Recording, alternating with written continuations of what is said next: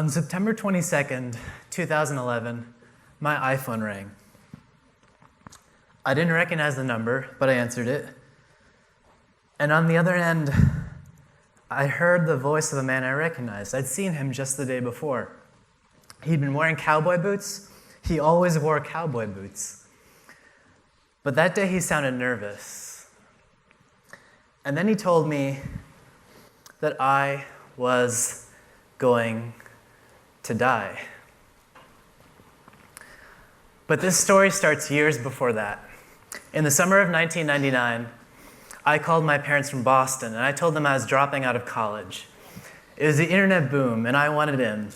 So I'd started this company out of my dorm room, moved it to this ping pong table in my parents' garage, and I learned how to write a business plan. I started having meetings with venture capitalists, and at 19 years old, I raised $1.5 million.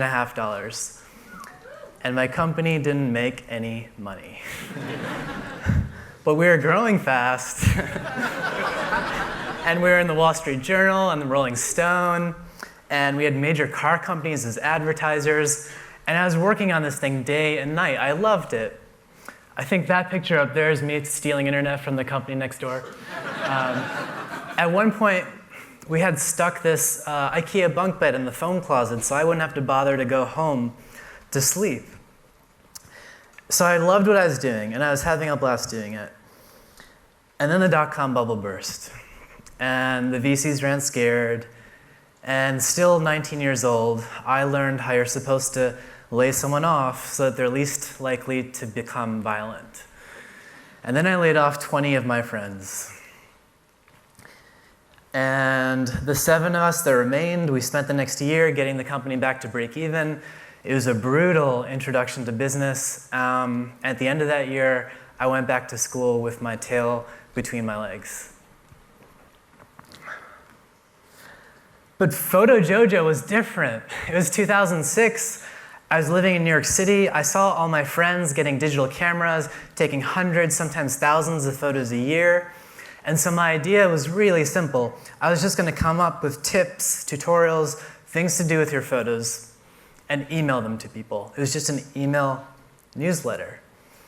And I didn't raise a bunch of money. I didn't hire a bunch of people. I didn't even think of it as a startup at first. It was just a side project. And a few months down the line, I added a PayPal buy button to the site, and we had our first online store. And we started selling 5, sometimes 10 things in a day. And it was so exciting when we sold 10 things in a day. Like, that was amazing. And my roommate was helping out. My mom started helping out. She still works at Photojojo. And that Christmas, things got crazy. It was insane. Like, we went from 5 orders in a day, 5 orders that I'd pack on my kitchen table in Manhattan and wheel to the 24-hour post office at 2 in the morning every day. And we got to 500 orders in a day. And we moved our fulfillment center from that kitchen table in New York to my parents' garage again. And I started to take this minivan, fill it full of boxes, and take it back and forth between the house and the post office. And it was around that time that I decided to move to San Francisco. Now, San Francisco had always had this dream-like quality in my mind. It was like the place where if you were in tech, you were supposed to go to make a dent in the universe. And so, well, I actually vividly remember this time. Right after college, I took this road trip across the country to San Francisco and back. But the highlight of the entire trip was when we got to San Francisco, because when we got to San Francisco, my friend Mike called me, and Mike said that he knew where Steve Jobs lived. So of course I got to Palo Alto as fast as I could, and I got in Mike's car and I slammed the door. And then it turned out that Mike didn't know where Steve Jobs lived. But we drove around Palo Alto anyway for like an hour, and then we found it. We found where Steve Jobs lived. And we parked Mike's car like 2 blocks away, and as nonchalantly as 2 20-something techies could do, we kind of sauntered by Steve's house once and then twice, kind of peeking down to see if we could spot him from the sidewalk. And on the 3rd trip by, because yes, we walked by 3 times, I spotted a newspaper on Steve Jobs' recycling bin, and I snatched it without really thinking about it. And I still have it. So it's, I mean, that's all just to say that San Francisco had kind of this mythical quality in my mind. So that's really his address, by the way. When I decided to move there, it was because I was ready to take Photojojo seriously. It wasn't just going to be a side project anymore. It wasn't even going to be a startup. I wanted it to be a company. I wanted it to last. And it was working. Around that time, we wrote our book, and we published it with Random House. The book did well. We went on all these morning shows on the major networks to promote it. We started shipping lots and lots more orders, and sales were going up. Our customers would send us love notes. We'd ship these plastic dinosaurs with every order that we shipped, and then people would name these dinosaurs and collect families of these dinosaurs and send us photos of them next to the Eiffel Tower and all over the world.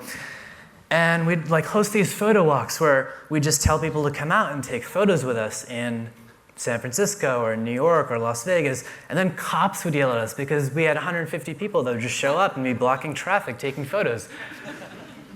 And when I hired people, I told them this was different, because it was. It was bootstrapped, and I was cautious, and before I even put up a job listing, I saved up a whole year's worth of that person's salary because I never wanted to have to lay off anyone ever again.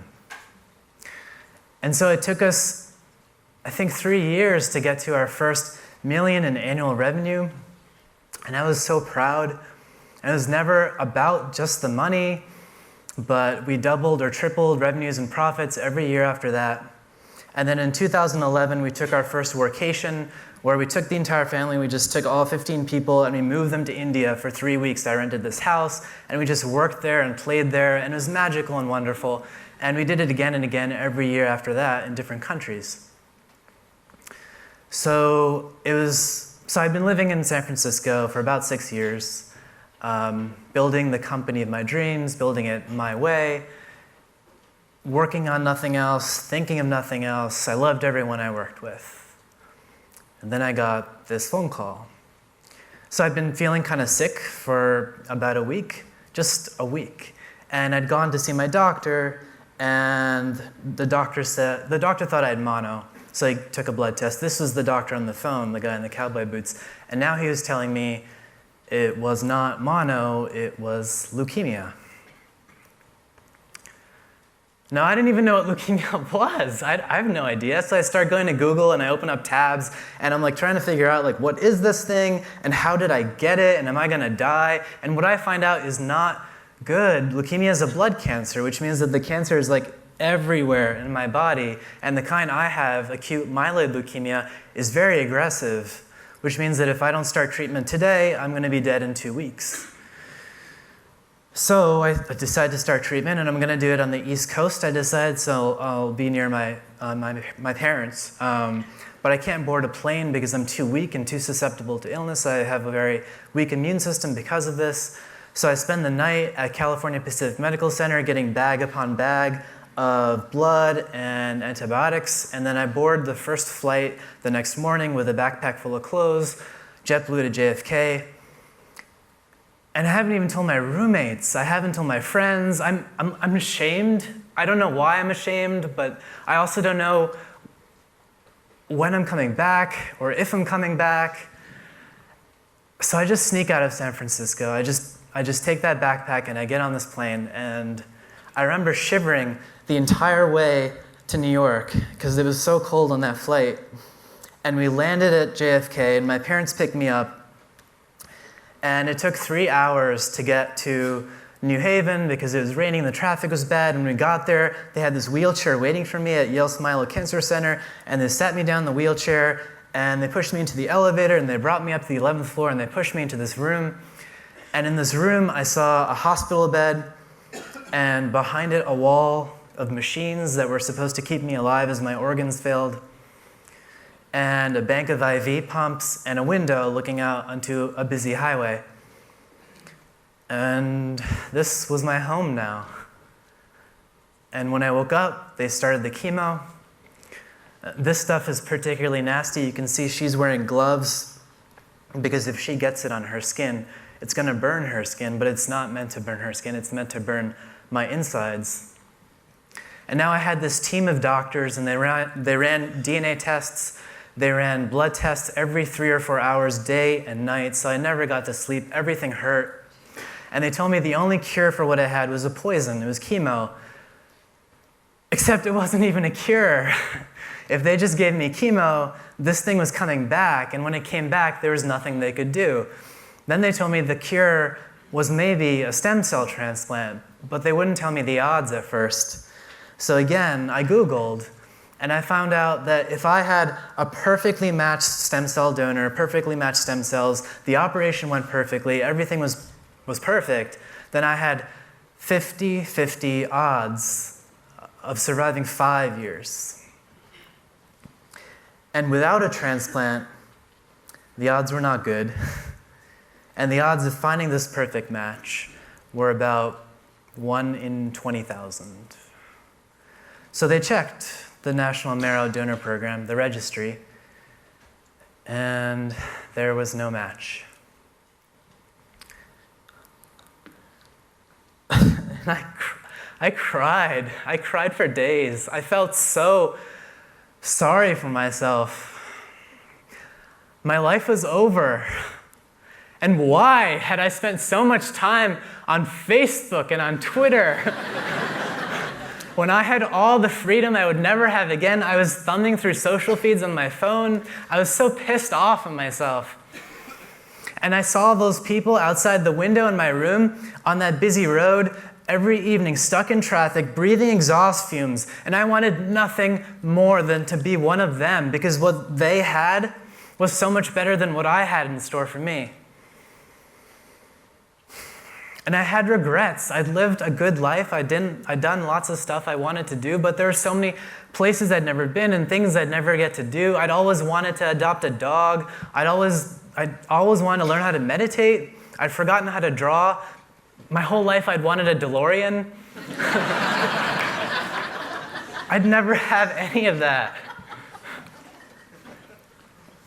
And what about Photojojo? I had devoted 6 years of my life to it, and it had been my dream, and I had left it behind without saying a word of goodbye, and I had no investors, no co-founders, nobody that was guaranteed to step up and make sure things were going to be okay. So I wrote a will from my hospital bed. I was 32 years old. I executed a power of attorney so my mom could take care of things after I was gone. I settled my affairs. They told me to. I wrote an email to my friends, to my family, telling them what was happening.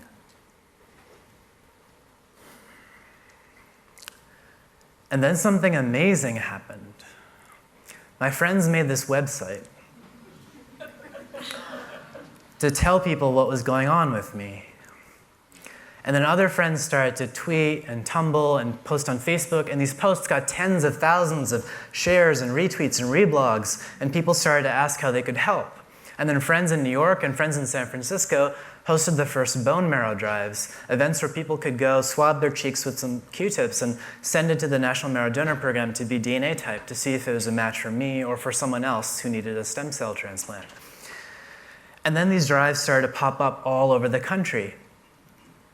And pretty soon, my room, this place that felt like a prison that I would never escape, went from being a prison to being my campaign headquarters. And every evening, we'd have this conference call where these friends who had decided to take time off work or take off their evenings to spend their time helping me stay alive were calling in, and we were updating each other on the drives they were planning on college campuses or on corporate campuses or in India, or the fundraising efforts or the press efforts. And then these news people started to come to my room to interview me wearing masks for their nightly broadcasts. And I'd be doing these interviews with NPR on the phone or on Skype with Dr. Sanjay Gupta on CNN. And then celebrities like Aziz Ansari and Chris Pratt started to make these YouTube videos to help spread the word. And all this time, 3 months are going by, and I'm getting chemo the whole time. My hair's fallen out. I'm throwing up twice a day. I can barely walk. At one point, the chemo eats away at the cornea of my eyes, and I go blind for 3 days. And I'm terrified because I've been a designer all of my life, and I can now see a future where I'm not going to be able to do my work anymore. So 3 months go by, and they find a match, a perfect match. And now I get to have this transplant.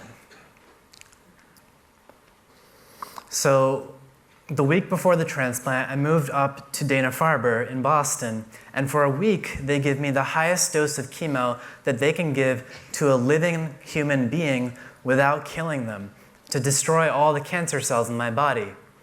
And then the day of the transplant comes, and it's completely anticlimactic. Somewhere in New York, this anonymous donor, this angel, goes to a hospital, and they hook up an IV to his right arm, and the IV goes into a machine, and the machine filters out excess stem cells in his blood and puts the blood back into his left arm. And he sits like this for like 3 hours, filling up this tiny bag, and then they put this bag into an ice chest, and they put the ice chest onto a plane, and they send the plane to Boston, and someone brings the bag to Dana-Farber, and then it comes up to my room, and it goes onto this IV pole, and drip by drip, the seeds of life, very literally, are dripping into my body. And nothing happens. And this is the most painful part, because that high dose of chemo they gave me, it not only killed the cancer cells, they hope, but it also destroyed my bone marrow. So I have no ability to make blood anymore. If this doesn't work, I'm screwed. And also the effects of the chemo are just now starting to take effect, which means that the tissues in my esophagus, my mouth, my gums, everything is like tearing away. So I'm extremely nauseous, more nauseous than I've ever been. And I feel like I should be used to it by now, but I'm not. And I'm in so much pain. They give me this button, and every time I push this button, it shoots morphine into my heart and through my body. And they tell me I can push it every 10 minutes. So I push it every 10 minutes. It's my best friend for like 3 days. And 3 weeks go by, and we're waiting, and it starts to work. My body starts producing red blood cells, white blood cells, and platelets. My counts come up, and eventually they send me home, and I still have to go to the hospital every day, then every other day, then once a week. And my new blood, which came from my donor, has my donor's DNA. The rest of my body has my DNA, so I'm like this science fiction experiment. But the side effect of this is my new immune system thinks my entire body is a foreign body, so I'm on like 18 different drugs to prevent it from killing me. And it takes me about a year to recover. And for the first 100 days, I'm in isolation, which means that I can't go anywhere but the hospital in a clean room environment. I can't eat out. I can't eat fresh fruits and vegetables. Everything has to be heavily cooked. I'm basically like a newborn baby. I'm susceptible to illness. I don't have my immunizations, but I'm alive. I'm alive. And I have 50-50 odds of staying that way. So a year after I left, I'm back. I'm back in San Francisco. And that's when I realized that I don't want to be there anymore. I don't want to be there anymore. And I don't know why. I don't know if I'm just burnt out and I need something new, or if the effects of the chemo are what's doing this. Like I'm still slumped over by 2 o'clock in the afternoon with fatigue and I can barely do my job, or if San Francisco has changed and maybe I don't care about the same things that people there care about anymore. But what I do realize is that I can't run Photojojo this way. My heart's not in it, and I left once before without a backup plan, and this time I need one. So I spend the next year hiring people to fill our holes, improving our processes, having meeting after meeting after meeting. My goal is to make myself unnecessary. I want to make sure that if I don't survive, Photojojo does. And this whole year, my stomach is in knots, and I'm always nervous because I feel like I'm living this double life. Because all day long, I kind of had to pretend like everything's okay, and I'm glad to be back, but I know that I'm really planning my escape. And then I find someone. I spend a year, I meet his kids, I stay with his family. I get to know him and trust him. And then June 2nd of last year, I do something I never thought I could do. I sell Photojojo. I sell my dream. And in November, I sell or give away everything I own, and I leave San Francisco. So what now? Well, Photojojo is doing well. Jen Gies, who is my protege for 4 or 5 years, is now the CEO. The company's grown. They've moved to new offices. They're about to launch a new brand called Parabel. They're doing great without me, and that makes me really proud. And as for me, I've been knocking off some of the things on my bucket list. I've done some traveling. I finally went and took those drawing lessons. I went to India and I took a 10-day silent meditation retreat. I still don't know how to meditate, but I'm trying. I finally adopted that dog. Her name is Leah, and I love her to death. And I haven't gotten that DeLorean yet, but I did get this sweet motorcycle and I took it across the country.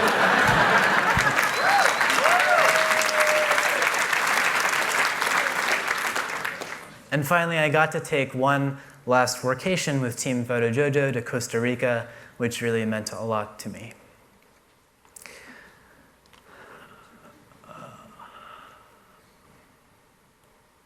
Okay. But going back to this Joseph Campbell quote in the beginning, I let go of the life that I've been planning. So what's the life that's waiting for me? I have no idea. And this is the hardest part. This is the most painful part so far, because I don't know what my life is supposed to be about now. I don't know what I'm supposed to do. And every instinct tells me that I should be working at this and working to figure this stuff out, but I'm only starting to realize that maybe this is something that I can't work myself out of. Maybe I just need to be okay with being here right now and not knowing. And I've never been a religious person, but I think that this is the closest I've ever come to faith. And I feel like this is the part in the talk where I'm supposed to give you a bunch of pithy takeaways and life lessons, ways to take what I learned and apply it to your life. And I can tell you that the story doesn't always end the way you think it's going to. Sometimes you find the work that you've always wanted to do, and you're doing it with the people you've always dreamed of working with, and you still have to let it go, and it's okay. And I can tell you that if your work is important to you, and I think that for a lot of people in this room it probably is, that you've got to plan for the day that you're not going to be able to do it anymore. Because one way or another, that day comes for all of us. And I can remind you that you don't get forever. We spend so much time trying to extend our lives by eating better, exercising, using a standing desk. It works. You should use one. But we spend so little time thinking about how to make better use of the time we do get. But the thing about life advice is that it's hard to follow and there's too much of it. So I'll just point out that you already know. You already know the best life advice for yourself, but you're probably not following it. So before I go, I just have one thing to ask. I want everyone to close their eyes. Right now, just close your eyes. I can tell if your eyes are not closed. And I'll tell you when to open them. And I want you to imagine that you got that call from the man in the cowboy boots. What would you regret? What are 3 things you'd regret? Maybe there's someone you've never told how you felt about them. Maybe there's a project you never finished or a place you always wanted to go. What are those 3 things?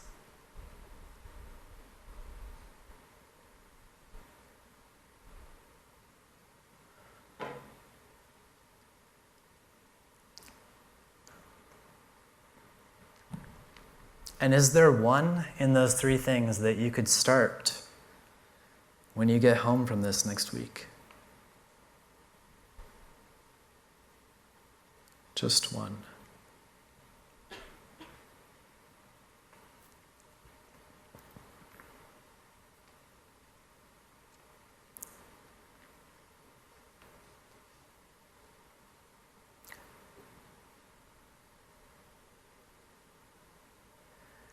All right, you can open your eyes.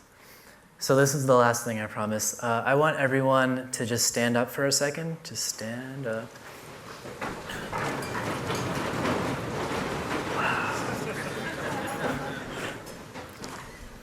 And just take 30 seconds, turn to one of your neighbors and tell them that one thing that you're going to start when you get home next week. Now. Thank you, guys. Listen, one last thing.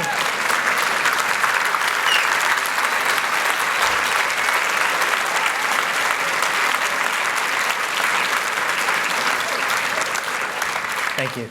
I would love to hear when you do these things. I'm still on Twitter, unfortunately, so you can tweet at me. Or you can email me, or I just moved to Portland a week ago. If you're in the area, I'd love to meet you. Do those things. Thank you so much.